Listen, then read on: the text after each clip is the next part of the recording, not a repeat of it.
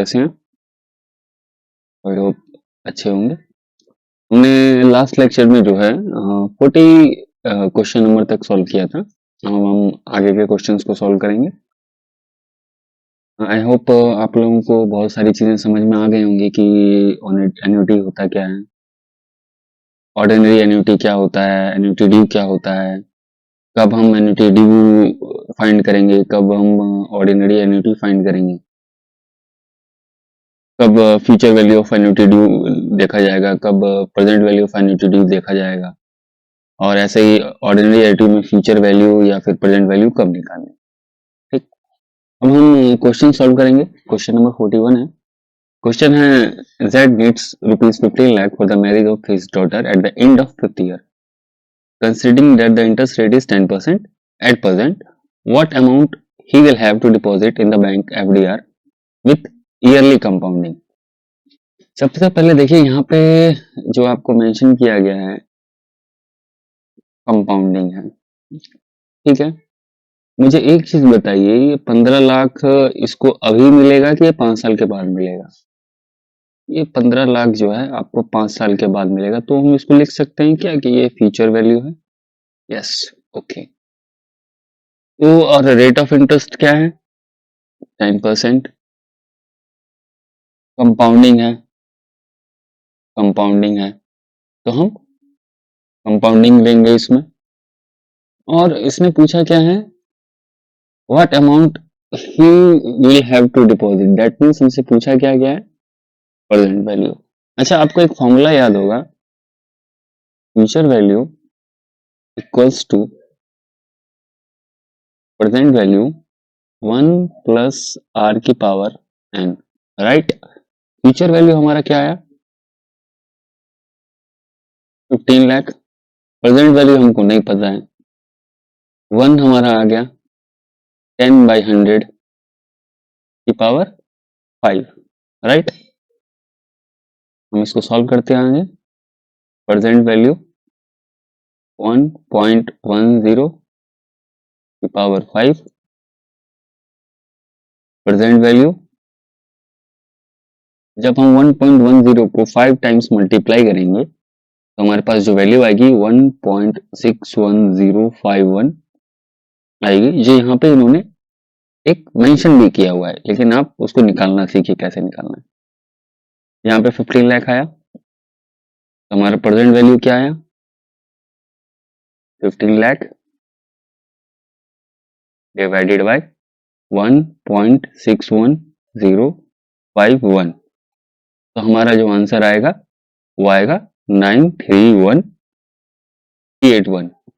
तो जो हमारा आंसर है वो नियर बाई में डी राइट आंसर है। अब क्वेश्चन 42 पढ़ते हैं। क्वेश्चन 42 क्या बता रहा है? क्वेश्चन 40 बता रहा है कि Z needs ₹15 lakh for the marriage of his daughters at the end of 5 years.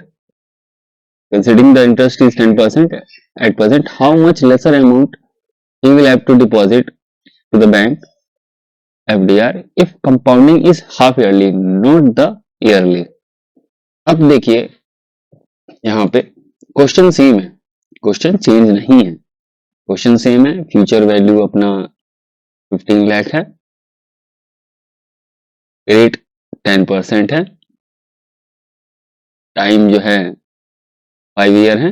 एक चीज चेंज की गई है कि कंपाउंडिंग जो है हाफ ईयरली है, कंपाउंडिंग जो है हाफ ईयरली है, राइट, हाफ ईयरली है। ये रेट 10% जो है वो पूरे साल के लिए है, एक साल के लिए। हाफ ईयरली होगा तो 5% हो जाएगा, 5/100 हो जाएगा, और जो हमारा टेन्योर था 5 इयर्स का वो मल्टीप्लाई हो जाएगा, ठीक है। इसको ठीक से लिख लेते हैं, 5/100, यहाँ 5 इंटू में 2 10। कभी भी जब कंपाउंडिंग करते हैं तो कंपाउंडिंग में रेट को डिवाइड किया जाता है और टाइम को मल्टीप्लाई किया जाता है। और हमारा फॉर्मूला क्या था, future value equals to present value 1 plus R की पावर एन, राइट। तो हमारा इधर फ्यूचर वैल्यू जो है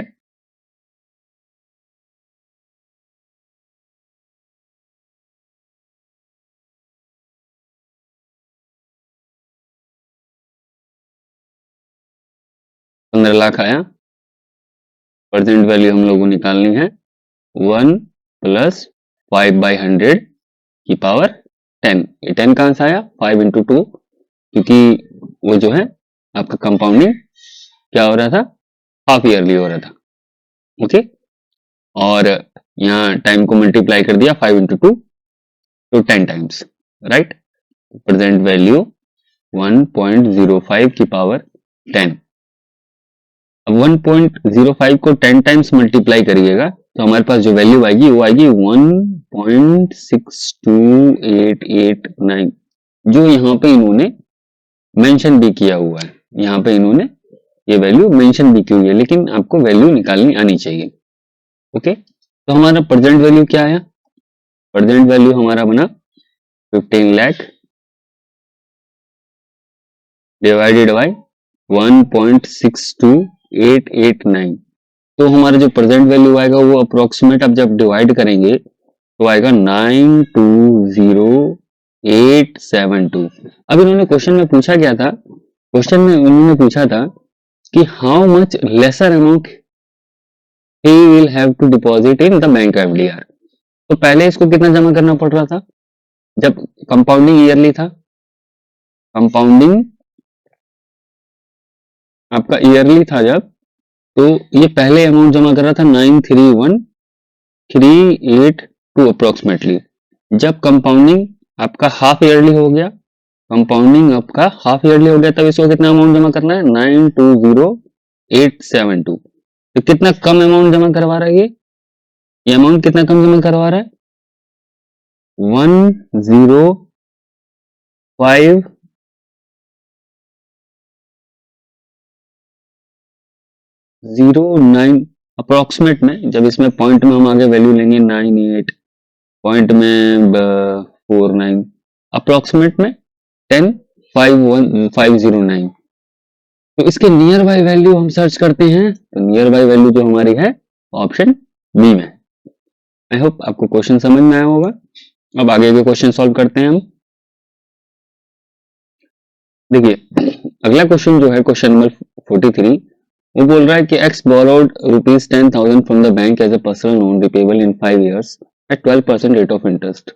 However, he returns the entire amount at the end of 2 years in lump sum. If there is no repayment penalty, what is the amount X returned to the bank at quarterly compounding? Right?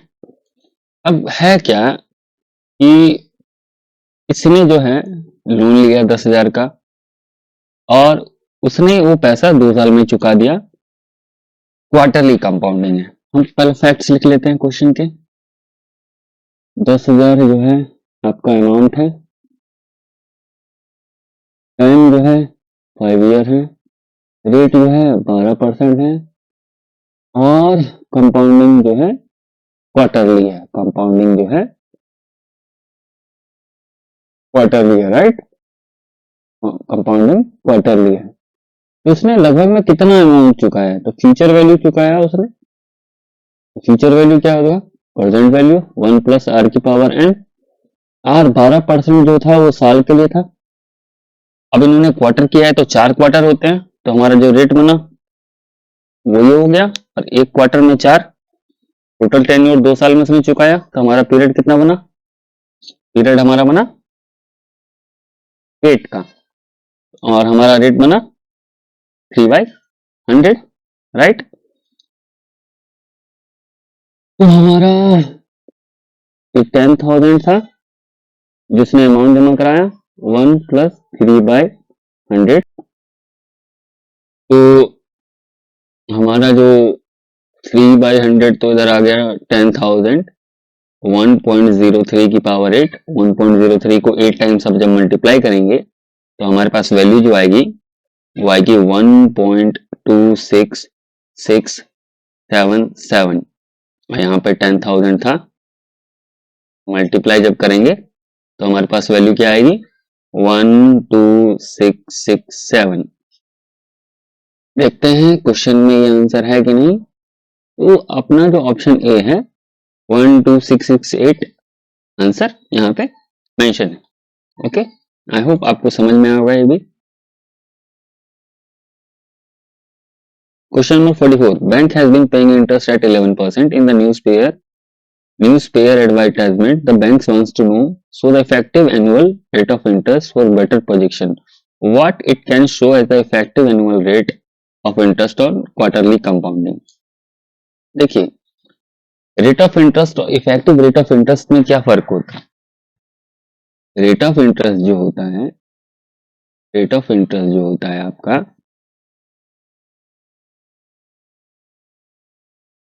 Rate of interest जो होता है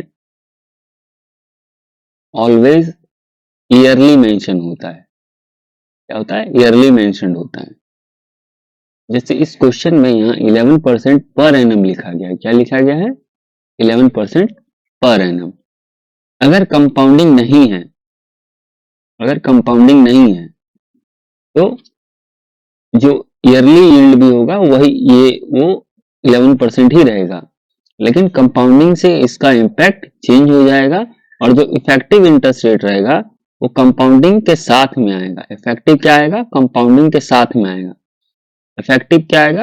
compounding के साथ में आएगा आपका. Okay, कैसे होगा देखते हैं. यहाँ पे 11% जो है आपका वो पूरे साल के लिए है, एक साल के लिए. ओके, अब इन्होंने क्या बोला कि क्वार्टरली कंपाउंडिंग है, मतलब 4 बार इंटरेस्ट को प्रिंसिपल में जोड़ा जा रहा है. 4 बार इंटरेस्ट को प्रिंसिपल में ऐड किया जा रहा है और फिर उस पर वो लगाया जा इंटरेस्ट जोड़ा जा रहा है. तो यहाँ पे हम 11% को 400 से डिवाइड करेंगे. 11% को हम यहां से 400 पे डिवाइड करेंगे तो हमारे पास क्या आएगा? 0.0275. ओके, अब हमारा वैल्यू क्या होता है? 1 प्लस आर की पावर n. राइट, अब हमारे पास ये आया 1 प्लस 0.275. रेट को हम डिवाइड कर चुके हैं. एक क्वार्टर में, एक साल में 4 क्वार्टर होते हैं, यहाँ हमने 4 लिख दिया. अब हमारा जो बना इफेक्टिव इम्पैक्ट वो क्या आया? वो हमारे पास आया 1.114621. अच्छा, ये 1.14621 क्या बता रहा है? ये बता रहा है कि हमारा 1 रुपीस 11% क्वार्टरली कंपाउंडिंग के साथ 1.1146 हो जाएगा. ठीक है, अगर मेरा 1 रुपीस मेरा 1.1146 हो जाएगा तो मैंने इंटरेस्ट कितना कमाया? मेरा कितना हो गया? 1.1146 हो गया. तो मेरा इंटरेस्ट क्या आया? इंटरेस्ट आया 0.1146. मैंने ये किस पे कमाया? 1 रुपए पे कमाया. इंटू में 100 रेट ऑफ इंटरेस्ट निकालने के लिए. तो रेट ऑफ इंटरेस्ट मेरा कितना आया? 11.46. अब देखते हैं 11.46 कहीं मेंशन है. तो यस, ऑप्शन 3 में हमारा ये मेंशन है. आई होप आपको ये क्वेश्चन भी समझ में आया होगा. अब आगे का क्वेश्चन देखिए. कुछ थ्योरी के क्वेश्चंस हैं, देखते हैं हमारे कंसेप्ट क्लियर है कि नहीं, तो सॉल्व करके देखते हैं. अब कुछ इंपॉर्टेंट चीजें हैं जो क्वेश्चन करने वक्त में थियोरिटिकल हम इसको समझने की कोशिश करेंगे, ताकि क्वेश्चन को किस मेथड से सॉल्व करना है, उसमें क्या यूज करना है, वो चीजें हमको पता चल सके. ठीक है, क्वेश्चन पढ़िए. Regular payments are made by borrower at the end of a fix period. Such payments are called. तो देखिए, सबसे पहले तो रेगुलर पेमेंट्स हैं. ओके, तो ये एन्युटी का एक फीचर हो गया. रेगुलर पेमेंट क्या है? Regular payment. और इन्होंने क्या क्वेश्चन बताया हुआ है? Eight the end of fix period. End of fix period.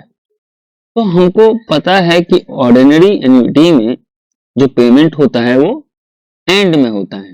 किसमें होता है? एंड में. तो इस क्वेश्चन का आंसर हमारा क्या बना? Ordinary annuity. एन्युटी में क्या होता है? बिगिनिंग में. एन्युटी में क्या होता है? बिगिनिंग में, beginning of the period. Right, और ऑर्डिनरी एन्युटी में and of the period. Okay, next question देखते हैं. It is stated that the question paper that the annuity is annuity due. अच्छा, इन्होंने क्वेश्चन में एक चीज मेंशन कर दी है हमको कि जो है एन्युटी ड्यू है, एन्युटी ड्यू है। तो एन्युटी ड्यू का फीचर क्या था? Beginning of period. कहीं पे बिगिनिंग ऑफ द पीरियड है क्या क्वेश्चन में? देखिए यहाँ पे एंड है, ये आंसर नहीं होगा। यहाँ पे क्या एट द गिवन पीरियड, ये भी नहीं आंसर है। बिगिनिंग वर्ड होना चाहिए। तो हमारे पास बिगिनिंग के लिए क्या क्या आंसर बचा? एक तो सी, एक डी। यहाँ पे देखिए इनफ्लो इन्होंने मेंशन किया हुआ है और यहाँ पे फ्लो मेंशन किया हुआ, तो हमारा आंसर क्या होना चाहिए? सी होना चाहिए कि डी होना चाहिए? देखिए कभी भी जब हम एन्युटी निकालते हैं दोनों के पर्सपेक्टिव से निकालते हैं, कस्टमर हो या बैंक हो, तो वो भी कस्टमर भी जानना चाह रहा होगा, बैंक भी जानना चाह रहा है, तो कभी भी वो फ्लो का बात आता है ना कि इनफ्लो का बात आता है। कभी भी किसका बात आता है? फ्लो का। तो हमारा आंसर क्या हुआ? सी। ये आंसर हमारा नहीं हुआ क्योंकि वो इनफ्लो की बात कर रहा है, इनकमिंग की बात कर रहा है। लेकिन कभी भी एन्युटी निकालते हैं हम फ्लो बेसिस पे निकालते हैं। किस पे? कैश फ्लो बेसिस पे निकालते हैं। ओके, ना कि आउटफ्लो ना inflow.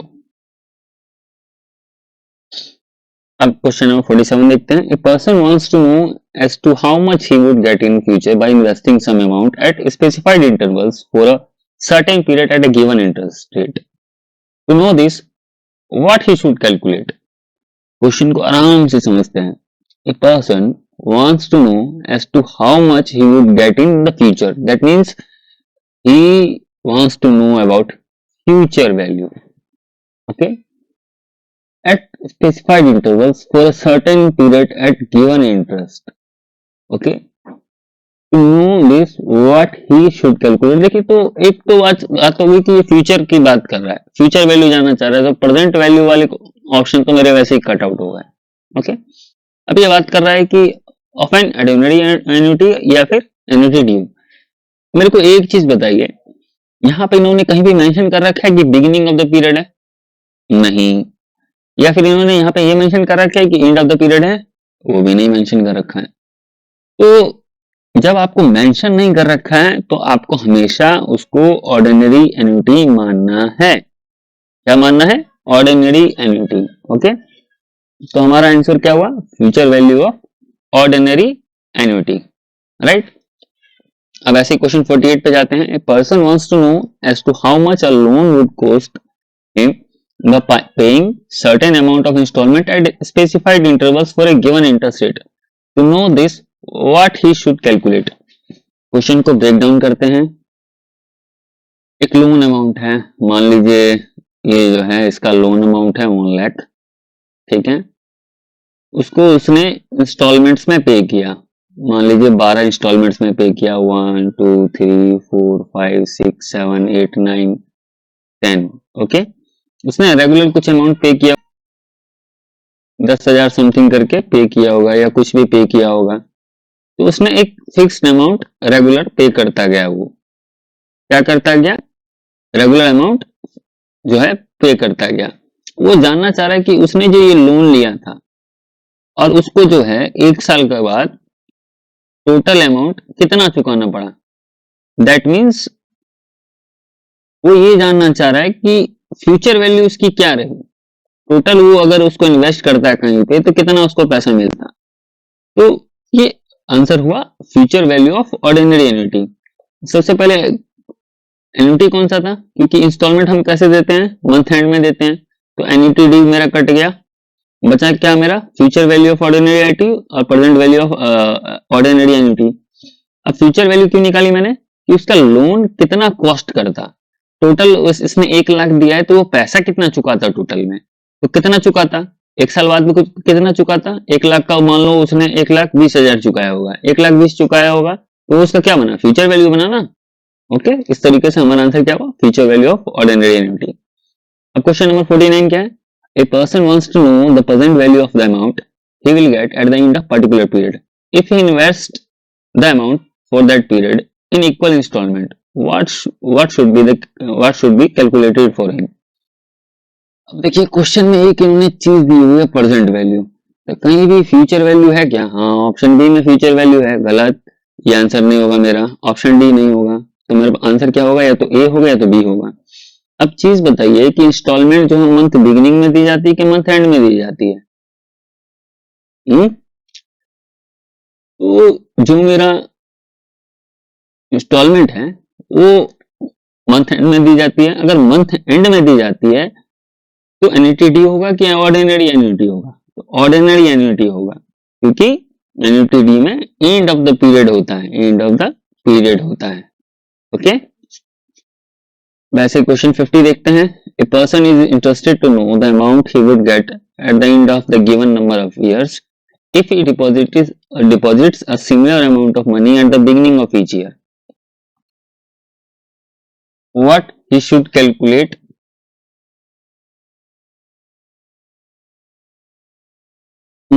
A person is interested to know the amount he would get at the end of number if he deposits similar amount of money at the beginning of each year. देखिए beginning है, क्या है? beginning of the each year है, that means ये annuity due का question है, तो ordinary annuity वाले ऑप्शन मेरे कट गए, राइट? अब ये जानना चाह रहा है कि amount he would get at the and, that means क्या? दैट मीन्स क्या?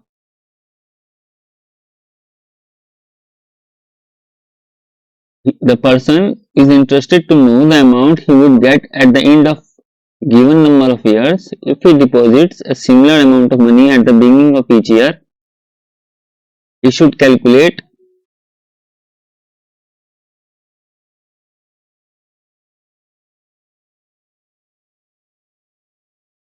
future value of ordinary annuity, right? क्योंकि ये जानना चाह रहा है कि लास्ट में मुझे कितना अमाउंट मिलेगा, लास्ट में कितना अमाउंट मिलेगा, तो वो फ्यूचर वैल्यू हो गया। अब बिगिनिंग में जमा करा है तो एन्युटी ड्यू हो गया, तो हमारा आंसर क्या हुआ? Annuity due. अब ऐसे ही क्वेश्चन नंबर 51 है। क्वेश्चन नंबर 51 में क्या है कि Z decides to invest 30,000 every year. हर साल वो 30,000 रुपए जमा करा रहा है, 10% इंटरेस्ट पे जमा करा रहा है, अगले 4 साल तक जमा करा रहा है।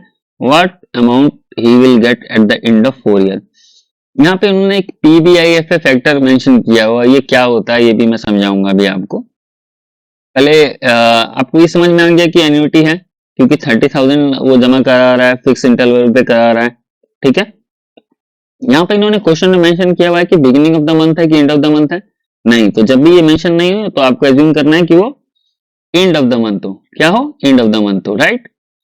अब देखिए, ये 1 साल हुआ, ये 2 साल हुआ, ये 3 साल हुआ, ये 4 साल हुआ। यहाँ पे इसने 30,000 जमा कराया होगा, यहाँ भी 30,000 जमा कराया होगा, यहाँ भी 30,000 जमा कराया होगा, यहाँ भी 30,000 जमा कराया होगा। अब ये 30,000 उसने अगर फर्स्ट ईयर के एंड में जमा कराया होगा तो वो कितने साल तक उसके पास रहेगा इन्वेस्ट करने के पर्पज से? तो 3 साल के लिए, राइट। कितने साल के लिए? 3 साल के लिए। यहाँ पे अगर इसने दूसरे साल के एंड में जमा कराया होगा तो कितने साल के लिए वो रहा होगा? 2 साल के लिए। यहाँ पे इसने जमा कराया होगा तो कितने साल वो इन्वेस्ट कर पाएगा? 1 ईयर के लिए। यहाँ पे वो कितने साल की जमा करवा पाएगा? क्योंकि वो तो 4th ईयर के एंड में जमा करा रहा था, यहाँ पे वो 0 आ जाएगा। जब आप इसकी वैल्यूज निकालेंगे तो आपके पास जो वैल्यूज आएंगी 39930, उसके बाद 36330, यहाँ वैल्यू आएगी आपकी 33,000 और यहाँ आएगी 30,000। जब आप इन सबको ऐड कर देंगे तो आपके पास जो वैल्यू आएगी 139230। तो आपका जो कोई आंसर आया वो क्या आया? Option B. अब ऐसे ही एक क्वेश्चन नंबर है 52। तो Z wants to invest 30,000 per annum at 10% 4 years. He is interested to know the present value. तो उसको क्या निकालना है? अब प्रेजेंट वैल्यू निकालना है। तो प्रेजेंट वैल्यू हम लोग क्या यूज करते थे? डिस्काउंटिंग। यहां हम मल्टीप्लाई कर रहे थे, वहां पे क्या यूज करेंगे? डिवीजन यूज करेंगे। क्या यूज करेंगे? डिवीजन। फ्यूचर वैल्यू में क्या यूज करते हैं? कंपाउंडिंग। और डिस्काउंटिंग यूज करते हैं प्रेजेंट वैल्यू के केस में। ओके, अब देखिए, एक 30,000 ये रहा फर्स्ट ईयर का, सेकेंड ईयर का 30,000 यहाँ रहा, थर्ड ईयर का 30,000 यहाँ रहा, फोर्थ ईयर का 30,000 यहाँ रहा। अब मुझे एक चीज बताइए, इसका डिस्काउंटिंग फैक्टर कैसे निकालेंगे आप? इसका डिस्काउंटिंग फैक्टर कैसे निकालेंगे? और पहले ये वैल्यू कहां से आई, इस वैल्यू को समझिए पहले आप कि ये बताता क्या है। ये बताता है कि 1 रुपया अगर आपको 1.10 जो 10% मेरा था 1 प्लस, इसको आप ऐसे समझ लीजिए एक बार, 1 प्लस आर की पावर एन, ठीक है, ये मैं फर्स्ट ईयर की बात कर रहा हूं, इसकी फर्स्ट ईयर की। तो 1 रुपया जो मुझे 1 साल बाद मिलेगा, उसकी आज की वैल्यू क्या है? तो 1 डिवाइडेड बाई 1 प्लस 0.10 की पावर 1, तो जब हम इसको निकालेंगे तो ये 909 आएगा। क्या आएगा? 909। ऐसे ही दूसरे साल के लिए निकालेंगे तो हम लोग क्या करेंगे, 1.10 की पावर 2, तो हमारे पास क्या आएगा, वो 0.826। ये क्या बता रहा है कि 1 रुपया जो मुझे 2 साल के बाद मिलेगा, उसकी आज की वैल्यू क्या हो जाएगी, वो ये हो जाएगी। तो ऐसे ही हम लोग जो है हर एक ईयर के लिए डिस्काउंटिंग कंपाउंड जो वैल्यू है वो निकाल लेंगे। तो फर्स्ट ईयर के लिए जो हमारा कंपाउंडिंग आपका आ जाएगा वैल्यू, वो आ जाएगा 0.909, 0.826, 0.751, 0.683। आप कैलकुलेटर पे इसको देख भी सकते हैं। जब आप इस सब वैल्यूज को जोड़ दीजिएगा, 909, 0.826, 0.751, 0.683, तो आपका आंसर क्या आएगा, 0.909 प्लस 0.826 प्लस 0.751 प्लस 0.683, तो आपका जो आंसर आएगा 3.169, जो यहाँ पे इन्होंने एक वैल्यू आपको दी हुई है। तो यहाँ पे देखिए कैश फ्लो सेम है, क्या है, कैश फ्लो सेम है, तो हम ये वैल्यूज लेके सीधा इसके साथ मल्टीप्लाई कर सकते हैं। जब कैश फ्लो डिफरेंट होगा तब आपको क्या करना पड़ेगा कि आपको हर एक वैल्यू के साथ में मल्टीप्लाई करना पड़ेगा। तो यहाँ पे हम ये डिस्काउंटिंग का जो फैक्टर है वो 3.16986 के साथ में जब 30,000 को मल्टीप्लाई करेंगे, हम 3.16986 को 30,000 के साथ मल्टीप्लाई करेंगे तो हमारा वैल्यू आ जाएगा आपका 95095। तो हमारा ऑप्शन ए जो है वो राइट आंसर आया। अब कुछ एक क्वेश्चन है आपका, to calculate the present value of ordinary annuity following formula shall be used. तो आई होप आपको फॉर्मूलेज याद हों, नहीं होगा तो आप लेक्चर्स देखिए, उसमें नोट डाउन करिए, उसको लिखिए, लिखने के बाद याद कीजिए। वैसे मैं यहाँ पे लिख देता हूं, present value of ordinary annuity equals to C under bracket 1 plus R की power N minus 1 divided by R 1 plus R की पावर एन। ये आपका present value of ordinary annuity का फॉर्मूला है। इसके लिए देखिए यहाँ फॉर्मूले का कॉम्बिनेशन अलग है, लेकिन ये मैकमिलन की बुक में से है, तो आप काइंडली इसको रेफर कीजिए।